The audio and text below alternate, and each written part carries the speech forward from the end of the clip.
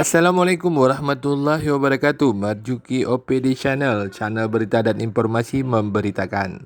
Forsia 88 atau Forum Silaturahmi Alumni SMP Negeri Krungguku Kecamatan Dewantara Kabupaten Aceh Utara angkatan 1988 melaksanakan takziah di kediaman almarhum Tengku Anwar bin Ahmad SHI atau Abi Blangcut di Dayah Mudil Hasani Al-Aziziyah, Kampung Menasah Raya, Kecamatan Merah 2, Kabupaten Pidijaya.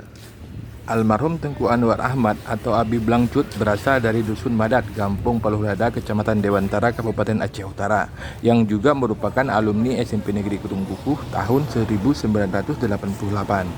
Almarhum meninggal dunia pada hari Selasa tanggal 24 Agustus 2021 di kediamannya Komplek Dayah Mudil Hasani Al-Aziziyah, tempat beliau mengabdi setelah lulus dari Dayah Mudi Mesra Samalanga. Assalamualaikum warahmatullahi wabarakatuh. Rekan-rekan mutua dimanapun Anda berada, para anggota Forsia, insya Allah pada hari ini, hari Sabtu, tanggal 28 Agustus 2021, sebagian besar anggota Forsia dan seluruh pengurus dan jajarannya akan menuju ke kota Pidijaya, Merdu, untuk mengunjungi sekaligus untuk membaca doa samadiyah di rumah duka almarhum Tengku Anwar Ahmad, merupakan alumni Kapalaman SMP Negeri Krungguku dan pimpinan Dayah Mudil Hasani Al-Aziziyah. Demikian informasi kami sampaikan. Mohon doa agar kami sampai selamat di tujuan dan kembalian kami juga akan diberi rahmat oleh Allah Subhanahu wa taala. Assalamualaikum warahmatullahi wabarakatuh.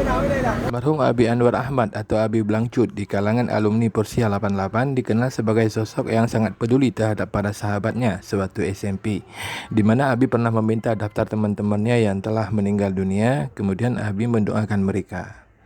Serta Abi juga kerap hadir dalam berbagai kegiatan reuni jika punya waktu dan kembali ke kampung halamannya di Paluhlada.